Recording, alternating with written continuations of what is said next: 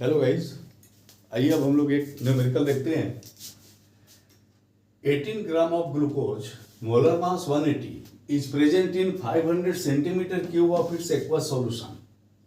What is the molarity of the solution and what additional data is required if the molarity of solution is also required to be calculated?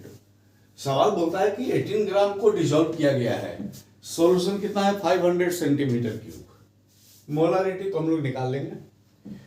अब बोलता है इसमें molarity के बाद कि अगर molarity निकालना है तो आपको और क्या डाटा चाहिए था जो इसमें नहीं दिया हुआ है, मिस कर रहे हैं। तो चलिए पहले तो हम लोग बात करते हैं कि मोलारिटी हम लोग कैसे निकालेंगे।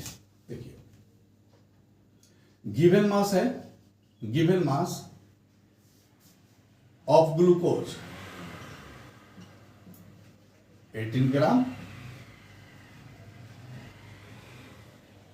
मोलर मास 180 ग्राम। अब number of mole of glucose,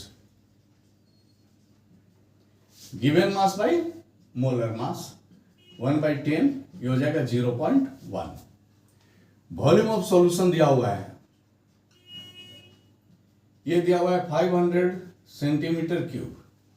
अब हमेशा एक चीज याद रखिएगा, ये आपको मिलीलीटर में दिया रहता तो ठीक था, हम लोग आसानी से कर लेते, लेकिन ये सेंटीमीटर में दिया है। तो 1 सेंटीमीटर क्यूब जो होता है ना, ये होता है 1/1000 लीटर।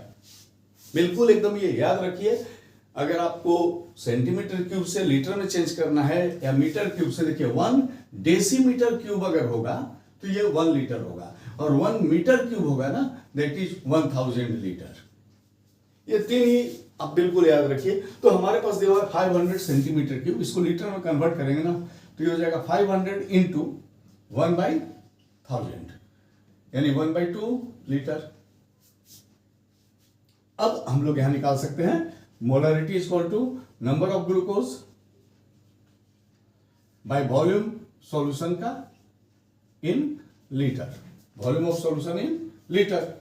तो नंबर ऑफ मोल हो गया 0.1 और ये हो गया 1/2 लीटर, ये हो जाएगा 0.1 इंटू 2, 0.2 मोलर या 0.2 मोल पर लीटर या 0.2 एम, तीनों में से कोई भी यूनिट आप लिख सकते हैं। तो मोलरिटी तो निकल गई। अब बात हो रही थी कि इसमें कौन सा डाटा मिस कर रहा है। तो हमको देखिए, मास ऑफ ग्लूकोज दिया हुआ है, मास ऑफ सॉल्यूशन भी दिया हुआ है, सॉरी वॉल्यूम ऑफ सॉल्यूशन दिया हुआ है। हमको चाहिए मास ऑफ सॉल्वेंट। तो अगर ये वॉल्यूम ऑफ सॉल्यूशन दिया हुआ है और इसके साथ अगर हमको डेंसिटी ऑफ सॉल्यूशन भी दिया रहता तो मास निकल जाता ना सॉल्यूशन का, वॉल्यूम इनटू डेंसिटी, और सॉल्यूशन का मास निकल जाता, उसमें से हम लोग सॉल्यूट के मास को माइनस कर देते तो सॉल्वेंट का मास निकल जाता और फिर हम लोग मोलारिटी भी निकाल सकते थे। तो that only data which we have missed in order to get the molarity is density of solution. If density of solution is given, then we can get mass of solution, that is volume into density, and when we subtract mass of solute from this mass of solution, we can get mass of solvent. और जैसे ही हमको mass of solvent मिल जाएगा तो हम आसानी से निकाल सकते हैं मोलारिटी, नहीं सॉरी मोलालिटी।